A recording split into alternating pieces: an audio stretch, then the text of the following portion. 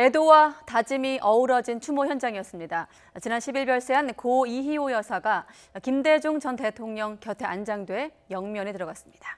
여야 정치인은 물론 2,000명이 넘는 시민이 고인의 마지막 길을 눈물로 배웅했습니다. 박광열 기자의 보도입니다. 고 이희호 여사의 영정이 손자의 손에 들려 빈소를 떠납니다. 가장 먼저 들른 곳은 50년 넘게 추억이 쌓인 교회. 새벽부터 발 디딜 틈 없이 예배당을 메운 추모객들은 고인의 삶을 추모하다 결국 참았던 눈물을 쏟아냅니다.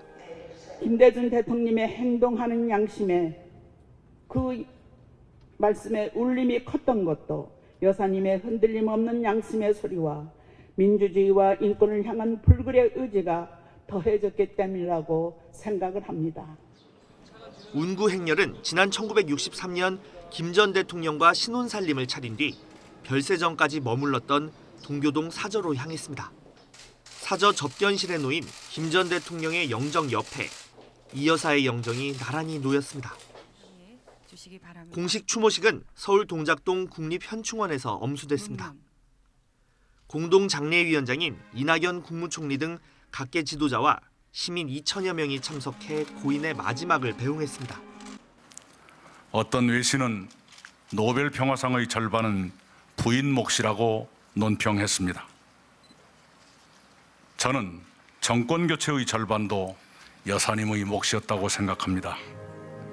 단순한 영부인이 아닌 김 전 대통령의 정치적 동지이자 1세대 여성운동가로 사회 변화를 이끈 고 이희호 여사.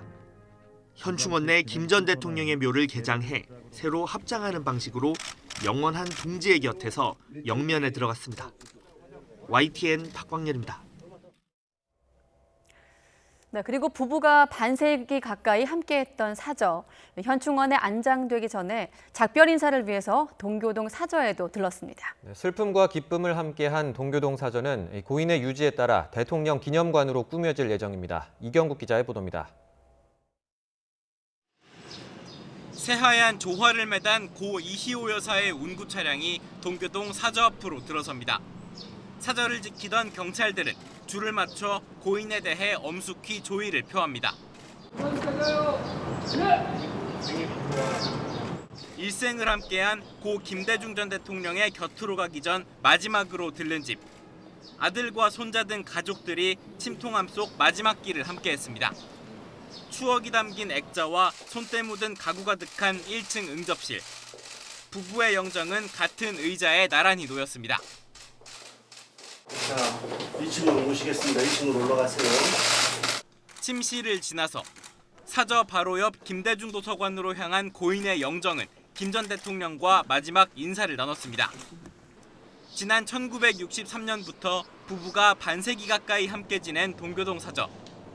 군사정권 시절 민주화운동에 헌신한 김 전 대통령과 고인이 자택 연금을 당했던 곳이지만 김 전 대통령이 4번의 도전 끝에 70대의 늦은 나이로 당선의 기쁨을 누렸을 때도 함께했습니다. 현대 정치사의 영역을 품은 사저는 고인의 유지에 따라 대통령 기념관으로 꾸며질 계획입니다. 그걸 그대로 놔둬서 일반인들의 공개도 좀 하고 그럴 예정입니다. 구체적인 계획은 안 세워졌지만 기관들이라든지 지자체가 그런 협의를 좀 해보고 그래야 될 것 같아요. 짧은 작별 인사를 뒤로 한 채 고인은 애환이 깃든 사저를 떠났지만 대통령 기념관으로 남아 한국 민주주의의 역사를 영원히 증언할 것입니다. YTN 이경국입니다.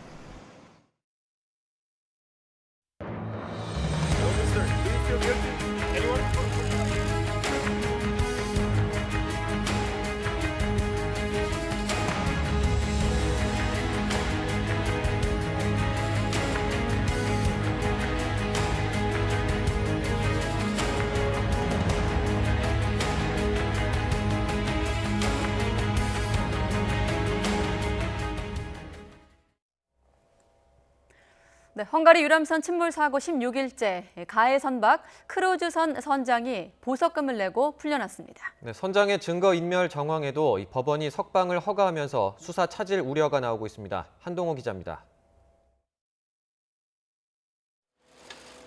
허블 레아니호를 들이받아 침몰시킨 바이킹 시기노의 유리 체플린스키 선장이 구치소에서 풀려납니다.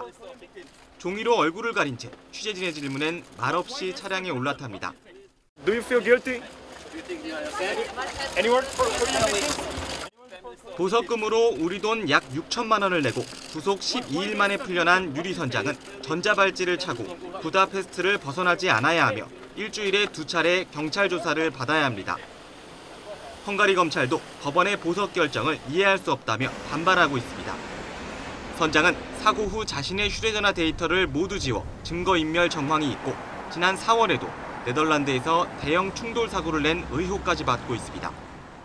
Igazságügyi szakértői megállapítás van arra nézve, hogy a gyanúsított adatokat törölt a baleset időpontja és a telefon későbbi lefoglalása között. Hangsúlyozni kell, hogy jelenleg az adattörlés ténye bizonyított. 초기 수사가 부실냈다는 비판도 나옵니다. 가해 선박이 압류되지 않은 채 사고 이튿날 바로 운항을 재개한 것과 관련해 헝가리 언론에서조차 증거가 제대로 보존되지 않았다는 지적이 제기됐습니다. 또 유리 선장이 허블 레아니호를 침몰시키고도 아무런 구호 조치를 하지 않고 그대로 운항한 뺑소니 혐의도 제대로 조사하지 않았습니다. 헝가리 경찰은 우리 측의 선체 진입도 수사 목적으론 허가하지 않아 우리 대원들은 결국 실종자 수색만 40분밖에 할 수 없었습니다. 유리 선장의 석방으로 수사 찾을 우려가 빚어지는 상황에서 자칫 유람선 사고의 진상규명이 어려워지는 것이 아닌지 우려도 나오고 있습니다. YTN 한동우입니다.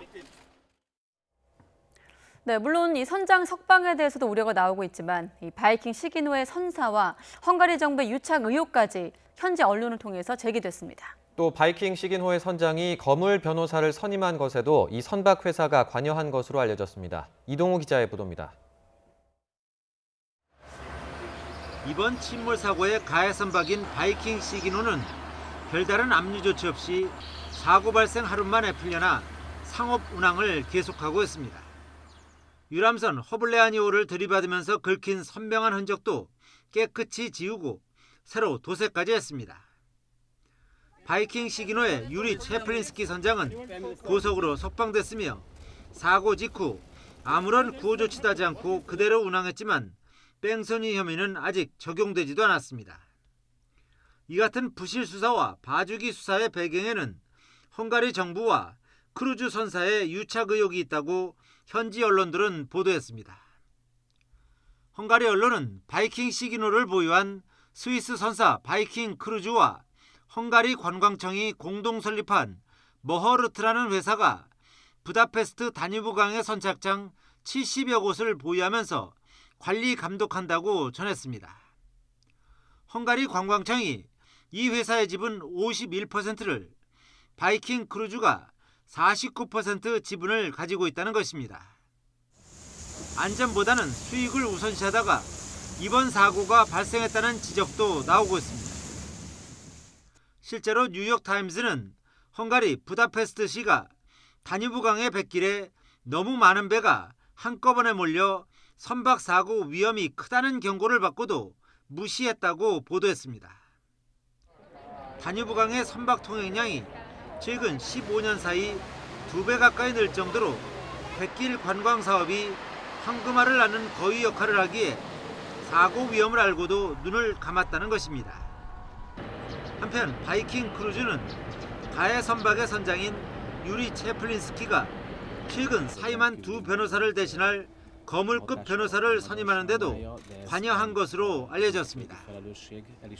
유리 선장의 새 변호인으로 선임된 가보르 변호사는 부다페스트 변호사협회 대표로 법리에 밝고 승소율이 높아 거액의 수임료를 받은 것으로 전해졌습니다.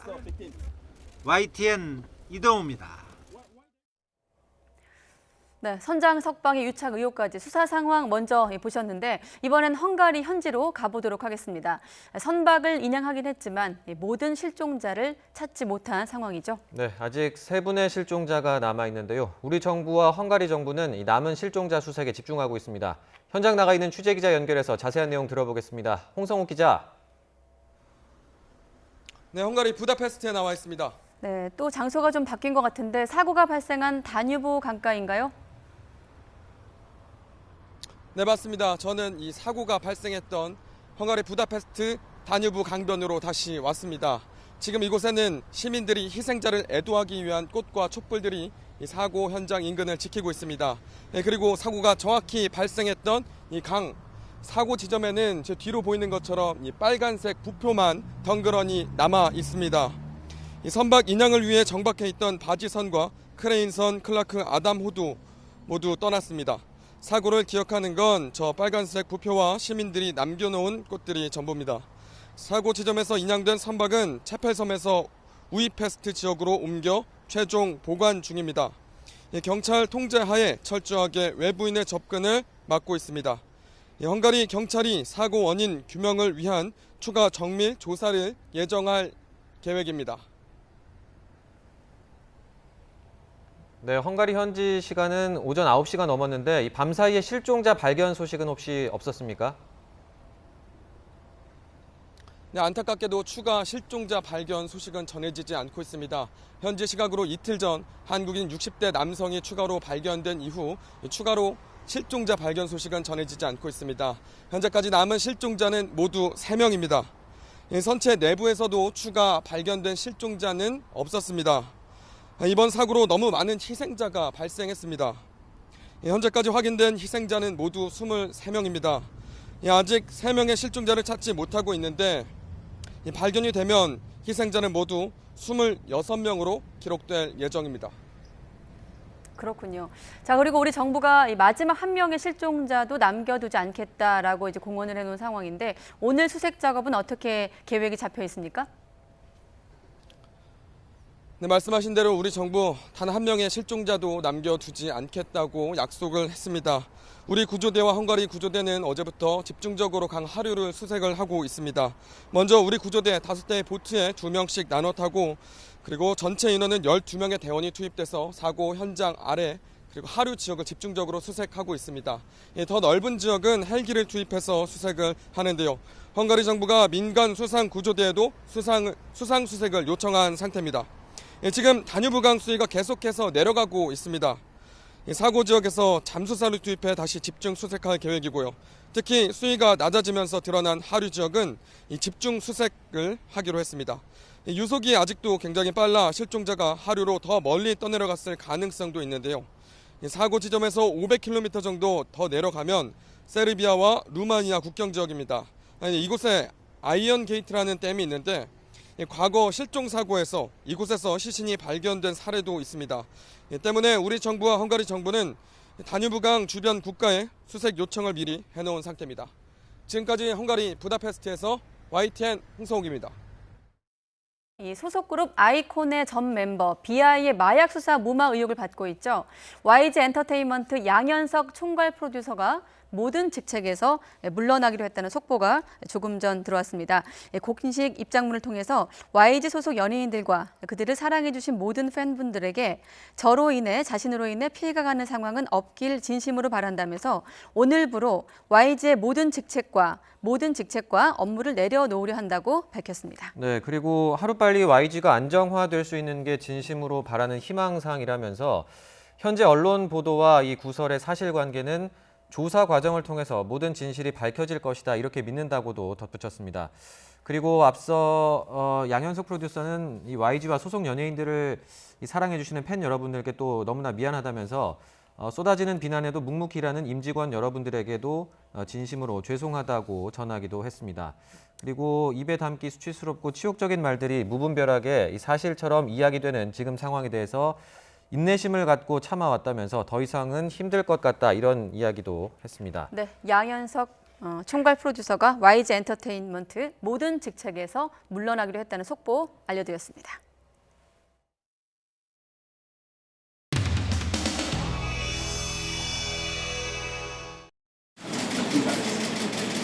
대표님 먼저 들어가실게요. 안녕하세요. 반갑습니다. 어떠세요? 괜찮아요?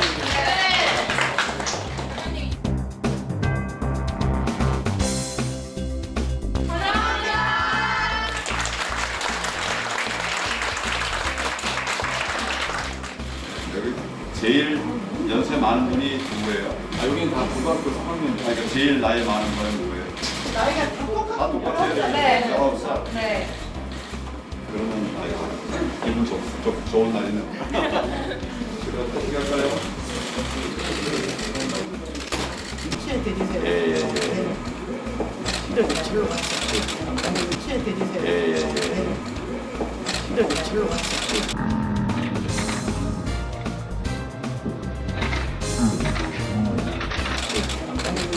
저는 안 해도 그냥 하면 돼요? 네, 그냥 하시면 됩니다.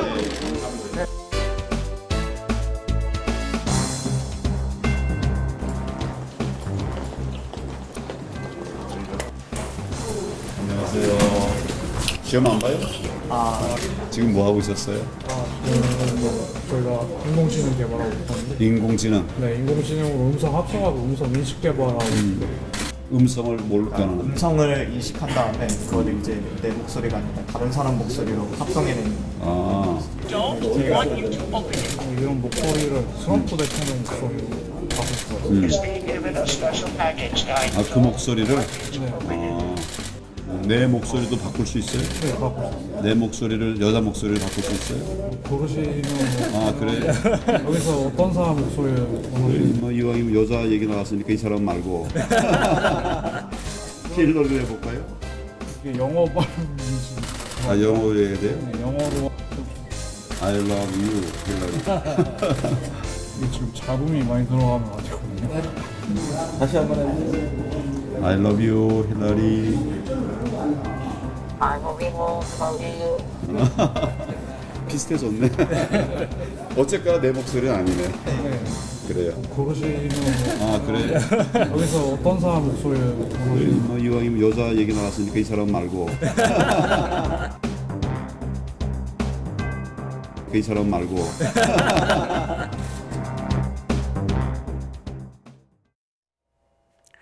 네, 여야의 국회 정상화 협상이 세부 쟁점을 놓고 막바지 조율 중인 가운데 협상이 진통을 겪고 있습니다.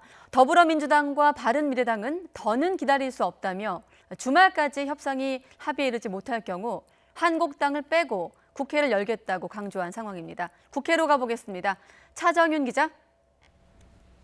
네, 국회입니다. 네, 국회 파행에 대한 국민적 공분, 실망감이 좀 높아지고 있는 상황인데 오늘도 정상화 기미는 아직입니까?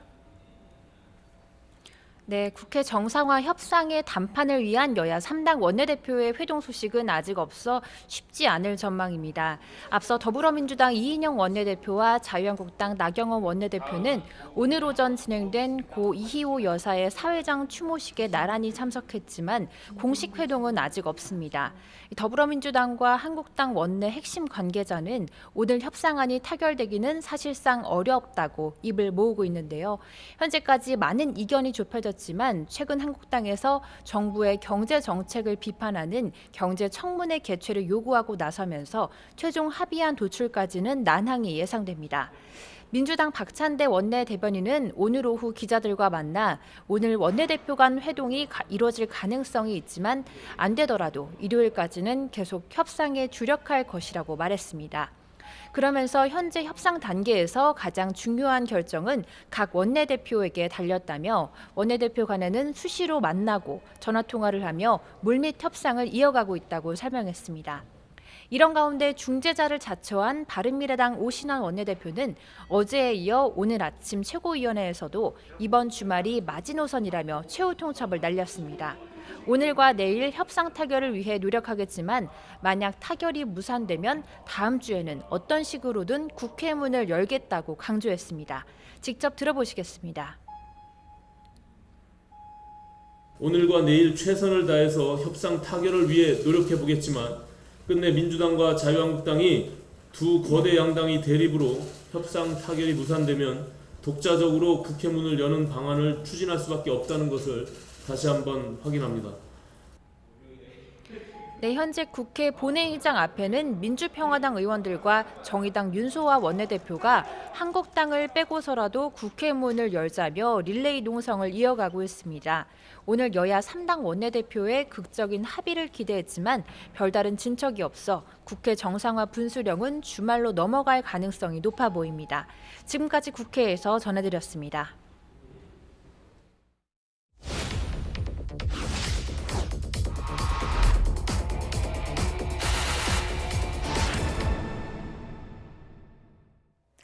네, 정치권의 파행이 계속되면서 정당 해산에 대한 목소리가 높아졌고 무려 180만 명 이상의 청원을 올렸습니다.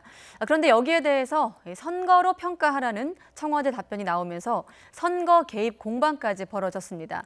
중립의 의무를 갖고 있는 공무원, 어디까지, 어느 정도까지 발언이 가능한지, 또 과연 국회 파행으로 정당을 해산할 수 있는 건지 팩트 체크해봤습니다. 이정미 기자입니다. 국회 파행의 책임을 물어 두 정당을 해산시키라는 국민청원. 수십만 명의 요청에 청와대는 선거로 평가하라고 답했고 자유한국당은 발끈했습니다. 우리 당이 해산해야 될 정당 요건에 다 해당이 되고 그런데 청와대가 참고 있다. 사실 국회 파행만으로 정당을 해산시키긴 어렵습니다. 2014년 통합진보당 해산 결정을 내리면서 헌법재판소가 제시한 기준입니다. 통합진보당처럼 해악을 끼칠 수 있는 위험 초래 행위를 구체적으로 했다면 정당 존립을 제약해야 하지만 단순히 민주적 기본 질서를 위반한 것만으로는 불가능하다고 선을 그었습니다. 그러니 국민이 평가하라는 게 청와대 답변입니다. 국민은 선거를 통해서 주권을 행사합니다. 정당 해산 청구는 정부의 권한이기는 하지만 주권자이신 국민의 몫으로 돌려드리는 것이 공무원의 선거 중립 의무를 위반한 발언이라는 지적이 나왔지만 선관위는 문제가 없다고 봤습니다. 선거가 한참 남았고 특정 정당을 옹호하지도 않았다는 점에서 법 위반은 아니라는 설명입니다. 국민청원에 대한 입장 발표를 벗어나 선거에 부당한 영향력을 행사한 것이라고 볼 수 없어. 과거 탄핵 사태를 불러왔던 고 노무현 전 대통령의 발언은 선거가 임박한 시점에서 특정 정당을 지지했다는 점에서 중립 의무 위반으로 결론이 났습니다. 열린 우리당에 펴줄 수 있는 일이 있으면 정말 합법적인 모든 것을 다 하고 싶습니다. 하지만 유승민 전 새누리당 원내대표를 겨냥했던 박근혜 전 대통령의 발언은 달랐습니다. 배신의 정치는 반드시 선거에서 국민들께서 심판을 해 주셔야 할 것입니다. 단순히 정치 문화에 대한 의견을 표명한 것으로 해석해 선거법 위반이 아니라고 본 겁니다. 발언 시기와 주체, 선거에 영향을 미치는 내용, 이 세 가지가 기준이라지만 이런 요인들을 종합적으로 판단하다 보니 늘 고무줄 잣대 논란은 꼬리표처럼 따라다닙니다. YTN 이정미입니다. 네, 북유럽 3개국을 순방하고 있는 문재인 대통령이 마지막 방문국인 스웨덴에 도착했습니다. 이달 4차 남북정상회담을 열자는 적극적인 제안을 내놓고 있는 가운데 한반도 비핵화와 평화를 위한 신뢰의 중요성을 강조할 잠시 뒤에 스웨덴 의회 연설이 주목되고 있습니다. 스톡홀름에서 김도원 기자의 보도입니다. 문재인 대통령이 북유럽 순방 마지막 차례인 스웨덴에 오늘 새벽 도착했습니다. 스웨덴은 노르웨이와 마찬가지로 올해 우리와 수교 60주년을 맞았고 우리 정상의 첫 국빈 방문입니다. 문 대통령은 스웨덴 방문 기간 의회에서 한반도 평화를 주제로 연설하고 세계적 통신업체 에릭슨을 방문해 5G 기술 시연도 참관합니다. 레벤 총리와의 정상회담은 노사 간 대화와 타협으로 합의 정신을 정착시킨 것으로 유명한 살트셰바덴에서 열립니다. 스톡홀름 제안으로 불리는 오늘 저녁 스웨덴 의회 연설이 가장 주목됩니다. 앞서 오슬로 포럼 연설에서 문 대통령은 동북아의 갈등 해결과 우리 국민의 삶에 실질적인 도움을 주는 평화를 추구하겠다고 강조했습니다. 진정한 평화는 서로에게 도움이 되는 평화입니다. 그러기 위해서는 평화가 국민 한 사람 한 사람에게 이익이 되고 좋은 것이 되어야 합니다. 스톡홀름 제안은 오슬로 구상과 맥락을 같이 하면서 북한에 대한 구체적인 비핵화 메시지를 담아 이번 북유럽 평화 구상을 완성하게 됩니다. 스웨덴은 한때 핵 개발을 추진했지만 1970년 핵 확산 금지 조약에 가입하면서 비핵화를 선택한 나라입니다. 비핵화와 함께 경제적 번영을 이룬 스웨덴의 길을 가자고 북한에 제안하면서 한반도 평화 프로세스를 재개할 기회를 놓치지 말자고 강조할 전망입니다. 남북 간에 아주 짧은 기간 동안 연락과 협의로 정상회담이 이루어진 경험도 있기 때문에 물리적으로 불가능하지는 않습니다. 문 대통령은 이번 순방 기간 남북, 북미 간 조속한 대화 재개를 적극적으로 촉구하고 있습니다. 이달 말 트럼프 대통령의 방한 전에 북한이 다시 대화 테이블로 나오는 것이 가장 중요하다고 판단하고 있는 것으로 보입니다. 스톡홀름에서 YTN 김도원입니다. 네, 그런가 하면 친서 국면 이후 북미 대화 재개로도 관심이 쏠리는 가운데 트럼프 정부 한반도 라인의 재편 작업도 완료가 됐습니다. 데이비드 스틸웰 미 국무부 동아태 차관보의 의회 인준 절차가 마무리됐습니다. 워싱턴 김희준 특파원의 보도입니다. 스틸웰 국무부 동아태 차관보 지명자가 상원 본회의 인준을 통과했습니다. 찬성 93대 반대 4표. 수잔 손튼 차관보 사퇴 뒤 지난해 10월 트럼프 대통령이 지명한 지 8개월 만입니다. We'll turn to the executive branch and confirm David Stilwell to serve as Assistant Secretary of State for East Asian and Pacific Affairs. 예비역 공군 준장인 스틸웰 차관보는 합참 아시아 국장과 주중국 대사관 무관을 지낸 아시아 통입니다. 한중일 3개국어도 구사합니다. 대북 강경파로 북핵 위협을 시급한 안보 문제로 내세우며 제재를 강조해왔습니다. North Koreans know that we're not going to pull back just on their word. We've been fooled enough times, and so the steady pressure will continue to have an effect. As for the sanctions, 스틸웰 차관보 인준으로 트럼프 정부의 대북 협상 라인 재편도 마무리됐습니다.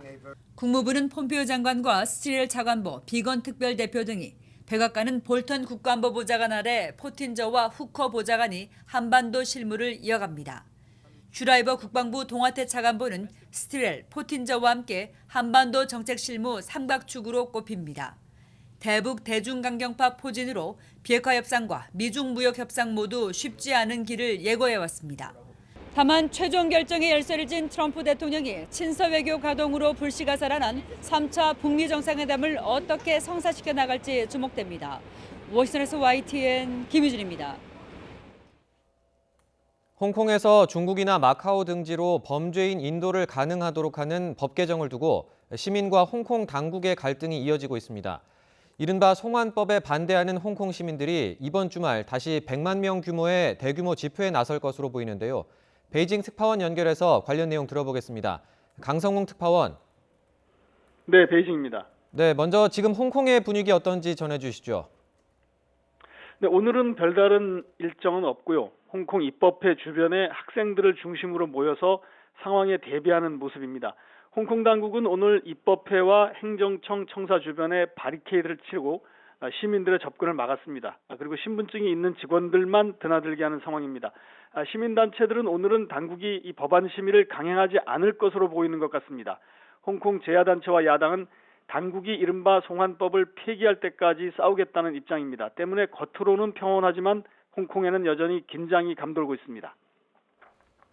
네, 이틀 전에는 홍콩 시민들이 우리의 국회격인 입법회로 몰려가서 이 경찰이 최루탄을 쏘며 진압을 하기도 했는데요.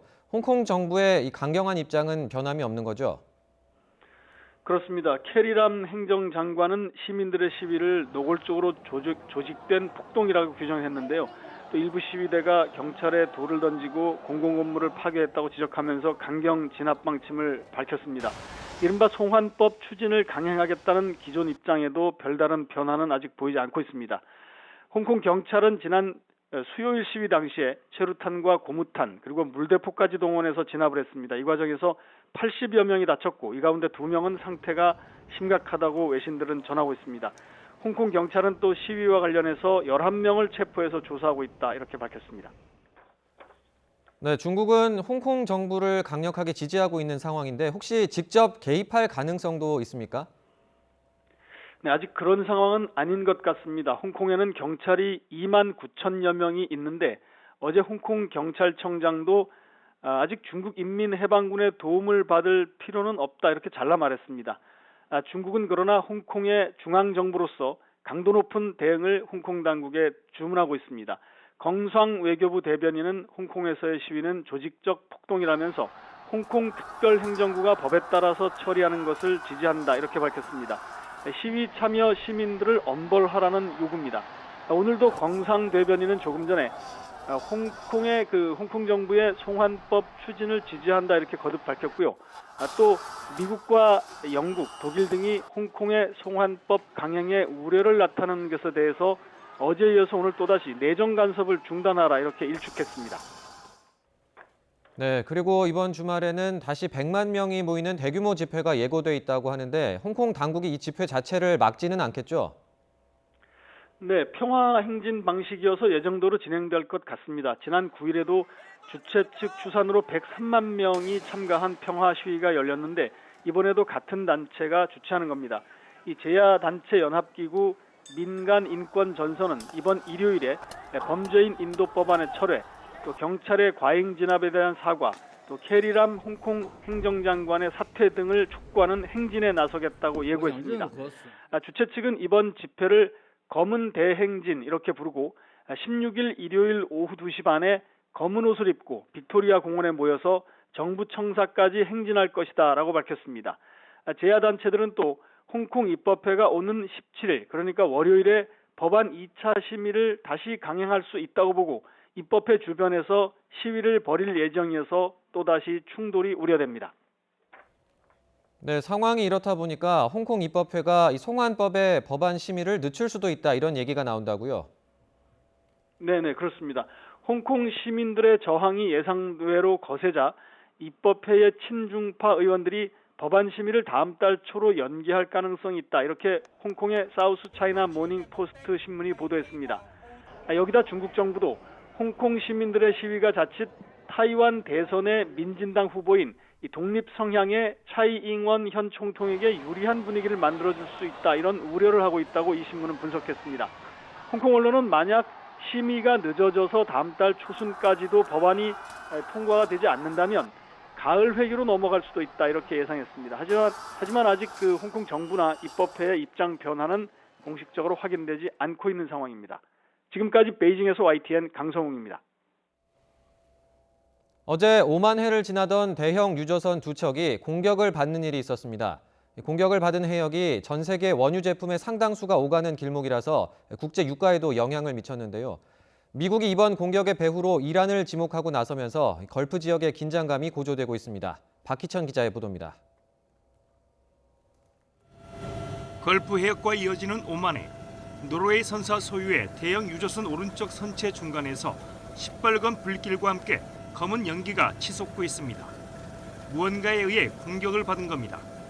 50km 떨어진 곳에서는 일본 기업이 임차한 유조선이 2차례 포탄을 맞았습니다.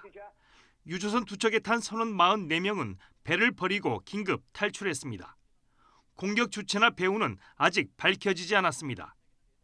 I note with deep concern this morning's security incidents in the Strait of Hormuz. I strongly condemned any attack against civilian vessels.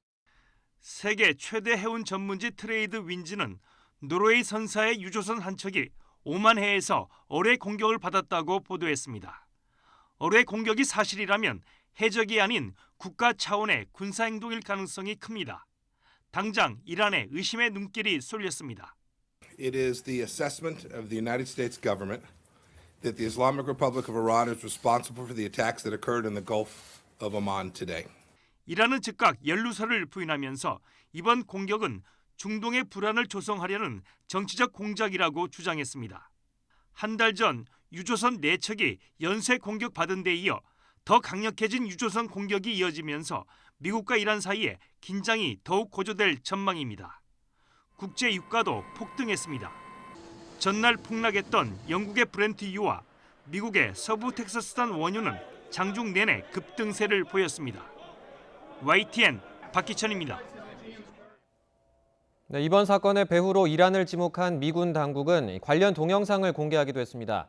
미군 중부사령부는 현지 시간 13일 오후 4시 10분 이란의 한 경비정이 피격 유조선인 코쿠가 코레이저스에 접근했으며 이 배에서 폭발하지 않은 선체 부착 기뢰를 제거하는 장면이 관측돼 영상으로 기록했다고 밝혔습니다. 이와 관련해 CNN은 4명의 미국 관리를 인용해 이란 해군 선박이 미폭발 기뢰를 제거하는 동영상을 미군 항공기가 촬영했다고 보도했습니다. 또 작은 배에 탄 사람이 미폭발 기뢰를 움켜쥔 장면을 찍은 사진도 확보했다고 전했습니다. 반면 이란은 이번 사건이 미국과 이스라엘 정보기관의 공작이라고 주장했습니다. 호세인 아미르 압돌라히언 이란 의회 외교위원회 특별고문은 14일 자신의 트위터에 미 정보기관 CIA와 이스라엘 첩보기관 모사드가 페르시아만과 오만해를 통한 원유 수출을 불안하게 하는 주요 용의자라고 지목했습니다.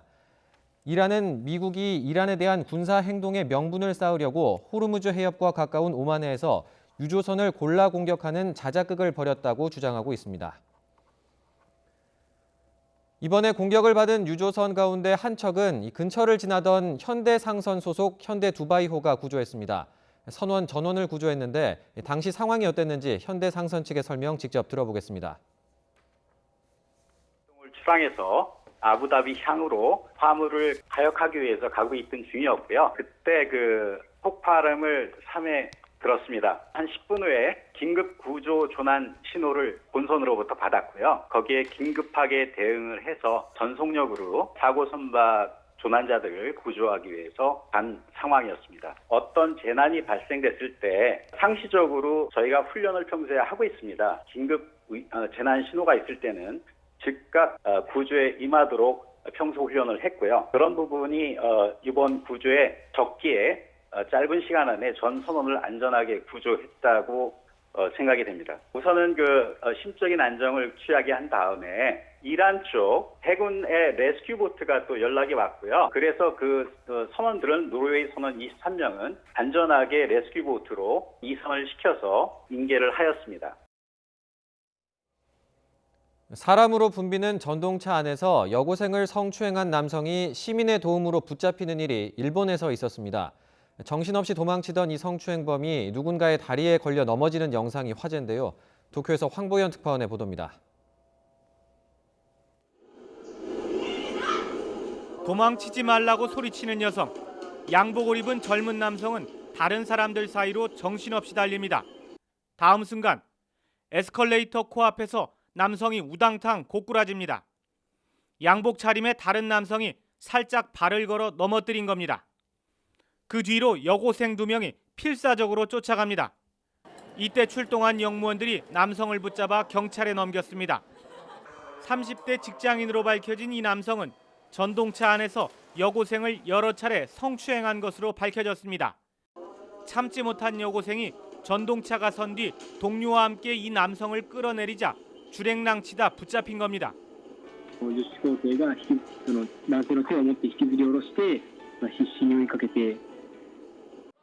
주변의 결정적인 도움으로 치안을 붙잡긴 했지만 철로 주변이기 때문에 피해자가 혼자 성급하게 대응할 경우 위험한 상황에 빠질 수도 있다고 전문가들은 조언합니다. 追いついた際にですね、振り払われて線路に転落してしまうという危険性も考えられたんですね。時間帯自分だけで解決しようとするのではなく、必ず周囲の人に協力を求めてください. 일본에서 매년 검거되는 치안은 4,000명 정도.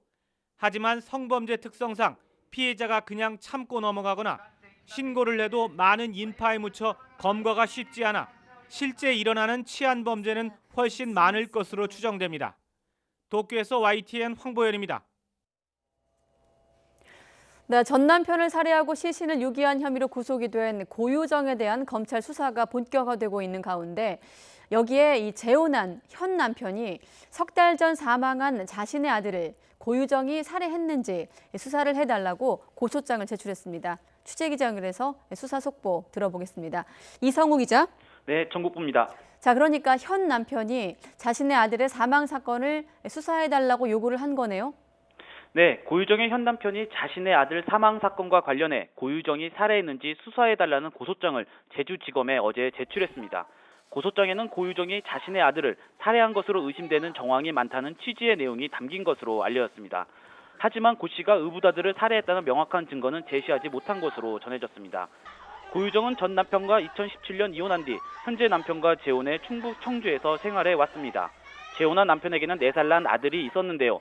제주 친할머니 집에서 지내다 부부가 함께 키우기로 하고 지난 2월 28일 아빠가 있는 청주로 데리고 갔습니다. 하지만 이 아들은 청주에 도착한 지 이틀 만에 아빠와 함께 잠을 자다 숨진 채 발견됐습니다.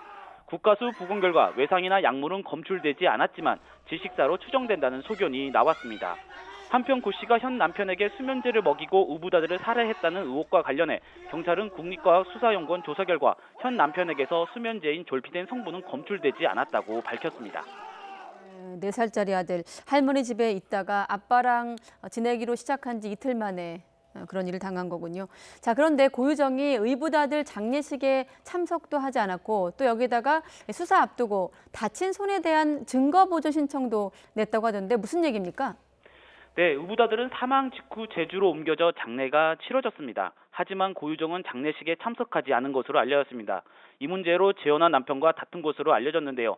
이런 가운데 고유정은 재판 준비에 몰두하는 모습입니다. 고유정은 검찰 송치를 앞둔 지난 10일 변호인을 통해 법원에 증거보존 신청서를 접수했습니다. 증거보존을 신청한 것은 다친 오른손입니다. 검찰 수사와 재판 과정에서 정당방위 주장을 위한 증거물로 사용할 것으로 보입니다. 하지만 경찰은 고유정이 전 남편을 살해하는 과정에서 다친 것으로 추정하고 있습니다. 자, 이렇게 되면 고유정의 전 남편 살해 사건 그리고 의붓아들의 석연치 않은 사망 사건까지 조사를 해야 되겠네요. 네, 고유정을 넘겨받은 검찰은 본격적인 수사에 나섰습니다. 제주지검은 강력사건 전담인 형사 일부의 사건을 배당한 뒤 총 4명의 검사를 투입해 보강 수사를 벌이고 있습니다. 여전히 의문으로 남은 범행 동기와 범행 수법 등을 집중적으로 조사할 방침입니다. 또 수면제의 일종인 졸피뎀을 어떻게 피해자의 몸에 투약했는지 등 계획범죄 입증에 수사력을 모을 예정입니다. 검찰은 이와 함께 의붓아들 사망사건 고소장이 제출되면서 이 사건도 병행 수사할 방침입니다. 고의 또는 과실, 단순 변사 등 모든 가능성을 열어두고 처음부터 의붓아들 사망사건을 들여볼 계획입니다. 청주 상당경찰서도 고 씨의 현 남편이 고소장을 제주지검에 제출했지만 현재까지는 이와 별개로 의붓아들 사망사건 수사를 계속 진행할 예정입니다. 지금까지 전국부에서 전해드렸습니다. 생후 7개월 된 딸을 일주일 가까이 방치해 숨지게 한 부부가 아동학대 치사 혐의로 검찰에 넘겨졌습니다. 인천지방경찰청은 오늘 21살 아버지와 18살 어머니를 기소 의견으로 검찰에 송치했습니다. 경찰은 살인죄 적용을 검토하기도 했지만 서로 돌볼 줄 알았다는 부부의 진술을 토대로 고의성이 있는 것으로 보긴 어렵다고 판단했습니다. 유치장을 나온 부부는 평소에도 아이를 자주 방치했느냐라는 질문에 답하지 않았다고 합니다. 내일이 노인학대 예방의 날입니다마는 노인학대 신고 건수가 매년 늘어나고 있습니다. 노인학대의 90%가량이 가정에서 발생하고 있습니다. 게다가 노인에 의한 노인학대 역시 갈수록 많아지고 있습니다. 한영규 기자가 보도합니다. 아들에게 심한 학대를 당한 80대 할아버지. 점점 거칠어진 아들이 폭행을 일삼았고 흉기까지 들고 달려들었습니다. 실제 노인 학대는 90%가량 가정에서 발생합니다. 가해자는 아들인 경우가 가장 많고 다음은 배우자였습니다. 65세 이상 노인이 같은 처지의 노인을 학대한 경우가 지난해 2,000여 건이나 되는 등 노노학대도 증가하고 있습니다. 내가 부양부담하는데 부모님한테 어떻게 될까? 근데 본인이 이제 그럴 능력이 안 되거나 좀 힘들거나 또 경제적 어려울 때는 이게 가족 간의 갈등 구조가 결국 가족 간의 학대로 이어지는. 학대 유형은 비난이나 모욕, 위협 등으로 노인에게 고통을 주는 정서적 학대가 가장 많았습니다. 신체적인 손상과 고통을 주는 학대도 여전히 많은 상황입니다. 노인 인구가 매년 30만 명씩 늘어나기 때문에 노인 학대 피해자는 앞으로도 계속 늘어날 전망입니다. 노인 학대 문제를 해결하기 위해서는 주변에서 따뜻한 관심을 가져야 하고 심한 경우 전문기관의 도움을 받아야 합니다. 노인 학대 문제에 대처하기 위해 전국 33곳의 노인보호 전문기관이 운영 중이고 18개의 학대 피해 노인 전용 쉼터가 있는데 이를 더 확대해 나간다는 방침입니다. YTN 한윤규입니다. 서울 등촌동 한 아파트 주차장에서 전 부인을 흉기로 살해했던 50대가 항소심에서도 중형을 선고받았습니다. 서울고등법원은 살인 등의 혐의로 기소된 50살 김모 씨에게 1심과 같이 징역 30년을 선고했습니다. 재판부는 1심 판단이 재량의 범위를 벗어났다고 보이지 않는다며 무기징역을 구형한 검찰의 주장을 받아들이지 않았습니다. 앞서 피해자의 딸들은 청와대 국민청원 게시판을 통해 아빠를 사형시켜달라는 내용의 청원 글을 올려 화제가 되기도 했습니다. 마약 투약 혐의로 구속 기소된 가수 겸 배우 박유천 씨에 대해서 검찰이 징역 1년 6개월을 구형했습니다. 오늘 수원지방법원에서 열린 첫 번째 공판에서 검찰은 박 씨에 대해 징역 1년 6개월에 추징금 140만 원을 구형했습니다. 또 집행유예 판결을 내릴 시 보호관찰과 치료 등의 조처를 내려달라고 덧붙였습니다. 이에 대해 박 씨 측은 투약 사실에 대해 깊이 반성을 하고 부끄러운 마음이라며 혐의 대부분을 인정했습니다. 네, 홍상수 영화감독이 아내를 상대로 이혼 소송을 제기했지만 법원에서 기각됐습니다. 서울가정법원은 오늘 홍 감독이 아내 A씨를 상대로 낸 이혼 청구를 기각했습니다. 재판부는 혼인생활 파탄의 주된 책임이 있는 홍 감독에게 있는 것으로 보이는 만큼 이혼 청구는 허용되지 않는다고 판단했습니다. 앞서 대법원은 법적으로 이혼 사유가 인정이 돼도 파탄의 주된 책임이 있는 배우자는 원칙적으로 이혼을 청구할 수 없다고 판결한 바 있습니다. 5세대 이동통신 5G 가입자가 100만 명을 넘었지만 통신 서비스에 불만을 표하는 소비자가 많다고 합니다.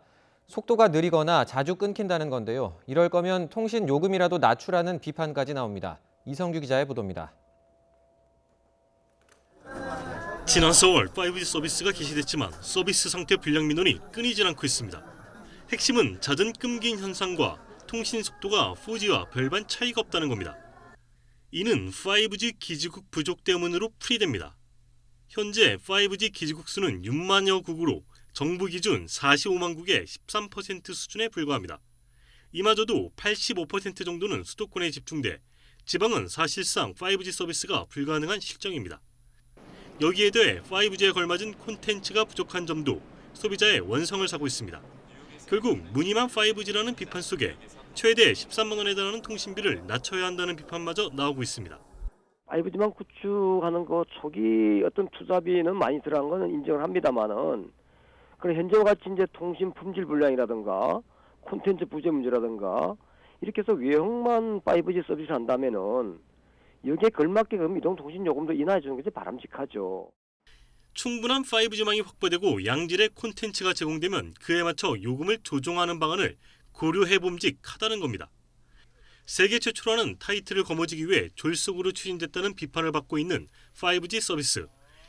69일 만에 100만 명을 돌파했다는 자화자찬보다는 질 좋은 서비스 제공이 시급해 보입니다. YTN 사이언스 이성규입니다. 네, 드론 산업이 발전하면서 활용 분야는 날로 넓어지고 있지만 안전과 보안 위협 등 부작용도 끊이질 않고 있습니다. 국내 한 이동통신사가 육군 등과 함께 5G 기술을 이용한 가드 드론을 개발해서 불법 드론 검거에 나섰습니다. 이하린 기자가 취재했습니다. 지난해 8월 베네수엘라 국가방위군 창설 기념식장. 대통령 연설 도중 드론에 실린 폭발물이 터지면서 행사장은 아수라장이 됐고 군인 7명이 다쳤습니다.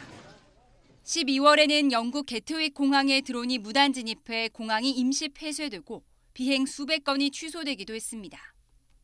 이처럼 드론이 각종 문제를 야기하면서 국내 이동통신사가 학계, 군 등과 함께 공동 대응 시스템을 구축했습니다. 철탑에 설치된 특수 장비, 즉 드론 레이더가 반경 18km 내 불법 드론의 주파수를 감지하면 이른바 5G 가드 드론이 출격합니다. 김해공항 인근에 불법 드론 출현, 안티 드론 시스템으로 불법 드론 위치를 확인하도록 하겠습니다. 가드 드론이 촬영한 초고화질 영상이 인근 대학교 관제센터에 실시간 전송돼 불법 드론에 탑재된 물체를 식별하고 위험한 것으로 판단되면 곧바로 군부대가 출동하게 됩니다. 군 인력은 재민건을 발사해 조종사와 불법 드론 사이의 전파를 교란하는데 고도 500m에 비행하는 드론까지 제압할 수 있습니다. 그리고 폭발물 처리반은 위험물을 제거하고 조종사를 검거합니다. 5G 상용화 시대를 맞이해서 향후에 성장 잠재력이 매우 높은 드론 시장에서 민, 관, 학이 협동해서 새로운 비즈니스 모델을 만들어냈다는 점에서 큰 의미가 있다고 볼 수 있습니다. 이 통사는 이런 시스템을 앞으로 3년 동안 고도화하고 지자체와 협력해 보안이 필요한 지역에 확대 적용하는 것을 추진하기로 했습니다. 또 5G 가드 드론에 열 감지 센서 등을 장착해 공장 유해물질 발생을 감시하거나 산불 예방에도 활용할 계획입니다. YTN 이하린입니다. 정부 각 부처가 모두 500조 원에 육박하는 내년도 지출 계획안을 제출했습니다. 기획재정부는 각 부처가 요구한 2020년도 예산 기금 총 지출 규모가 498조 7천억 원으로 집계됐다고 밝혔습니다. 이는 올해 예산 469조 6천억 원보다 6.2% 증가한 규모입니다. 기재부는 각 부처 요구안을 토대로 내년 예산안을 확정해 9월 3일까지 국회에 제출할 계획입니다. 지난달 유증기 유출 사고가 난 충남 서산 한화토탈 공장의 특별 근로감독 결과 법 위반 사항 84건이 적발됐습니다. 대전 고용노동청은 원청인 한화토탈에서 75건, 하청업체에서 9건의 위반 사항을 각각 적발해 이 가운데 35건을 처벌하고 나머지 위반 사안에는 과태료 7억여 원을 부과하기로 했습니다. 한화토탈에서는 안전 난간과 가스 감지기 등의 설치가 제대로 이루어지지 않았고 발암성 물질 관리도 부실했던 것으로 파악됐습니다. 회사 분할 주주총회 무효를 주장하는 현대중공업 노조가 오늘 오전 9시부터 7시간 부분 파업을 벌였습니다. 파업에 참여한 노조원들은 회사 정문을 출발해 울산시청까지 18km 구간의 거리를 행진하며 회사 분할 승인 주주총회를 진행한 회사 측에 항의했습니다. 노조는 오는 17일 노조 간부와 전문위원들이 2시간 파업을 한 뒤 청와대 앞에서 회사 분할 주주총회 무효 집회를 열 예정입니다. 맛있게 먹고 시원하게 비우고 비결이요? 역시 메이킨이죠. 변비, 복부 팽만, 식욕 부진 한 번에 싹 메이킨. 메이킨으로 유쾌 상쾌 통쾌 변변 메이킨. 포인트 임플란트? 써보면 알게 되는 포인트의 기술. 포인트 임플란트가 좋습니다. 특허받은 포인트 임플란트의 우수한 기술로 단단하고 오래갑니다. 이것이 바로 핵심 포인트, 포인트 임플란트. 누군가 묻습니다. 당신이 그리는 내일은 어떤 모습을 하고 있냐고.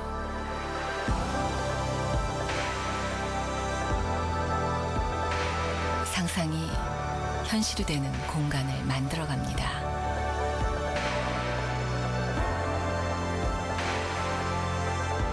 문영이 만들어가는 미래.